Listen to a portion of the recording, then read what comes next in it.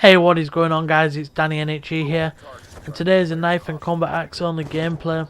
I do use score streaks, but I use the knife and combat axes to get the score streaks. But this commentary, I mainly want to focus it on the PlayStation 4, the details to it, and if a lot of you watched on Wednesday, you'll already know about it, but there was a live stream on Wednesday of PlayStation actually live streaming about the PlayStation, and it does some good features. And I know you'll get the Xbox people kind of complaining because there's always been this war of the PlayStation vs Xbox, and to me, I just play any. I don't really care what console it is. I'll play the PlayStation or the Xbox, whichever one I've got, I'll play it. I did have an Xbox until it broke, and to be honest with you, I couldn't even really tell that much of a difference. Obviously the interface and the party chat, but that's about it. So with the PlayStation 4, the interface straight away kind of reminds me a lot of the Xbox, just the way it's kind of laid out. That was like the first thing that hit my head when I saw it. I was like, that kind of reminds me of the Xbox. And then they didn't really say now if there was a party chat or all like that. It was just mainly that they have got this social networking feature in it. So I'm kind of curious to see how far in detail this social networking kind of thing goes into it. So yeah, another thing that kind of stuck out massive was if you've got the PS Vita, you can actually play the PS4 games on your PS Vita, and that was like a big thing if you've got PS Vita, because the limited games, a bit like the PSP was, they're all limited games, and now it's kind of opened up to kind of like the Wii U, because the Wii U you can see everything on the control, and now on the PlayStation 4 you can play your games in a 5-inch screen, which is your PS Vita, which I think is quite good.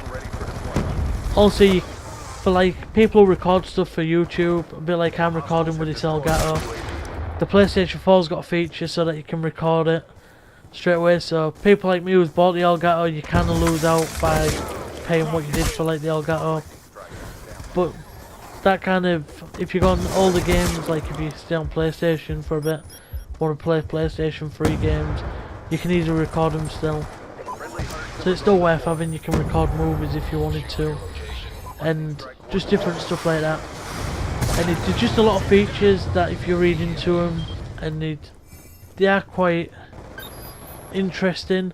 I don't think all of them will work out. Like there's one of them which said if it knows a game that you want, it'll automatically buy it and download it for you. Now, do you have to write in games that you want and that you'd pay for, or does it automatically do it? And like, just say you bought Call of Duty Modern Warfare 2 or something, it was like, oh, we'll automatically download Modern Warfare 3. If it's like that, you might not actually want to download the next one, so it's kind of pointless, and it kind of does your head in if it's wasting money just downloading stuff. But I'm guessing you can kind of turn that feature off, because I won't want that on. I'm not a big fan of downloading stuff, mainly because my internet's not the fastest. But we'll just see how it all goes.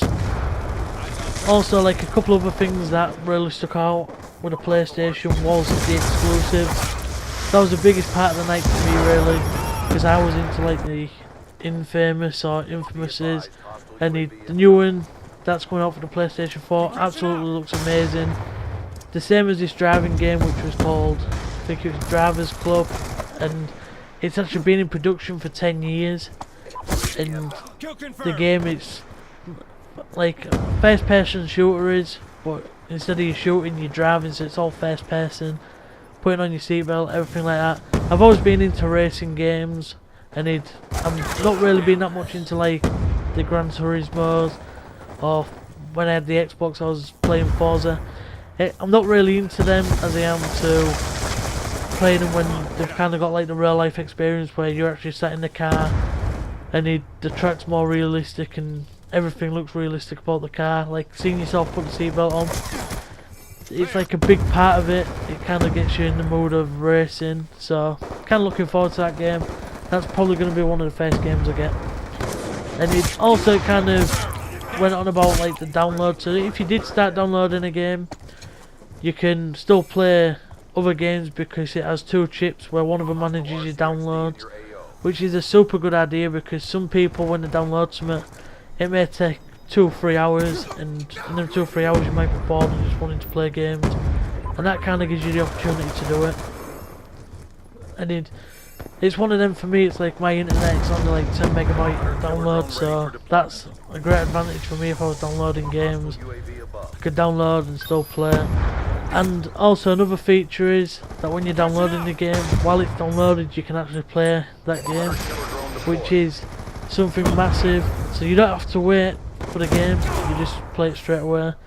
And that was like the big point for me, mainly why I'm looking at the PlayStation. Maybe if Xbox brings out the same feature, I'll look at getting an Xbox.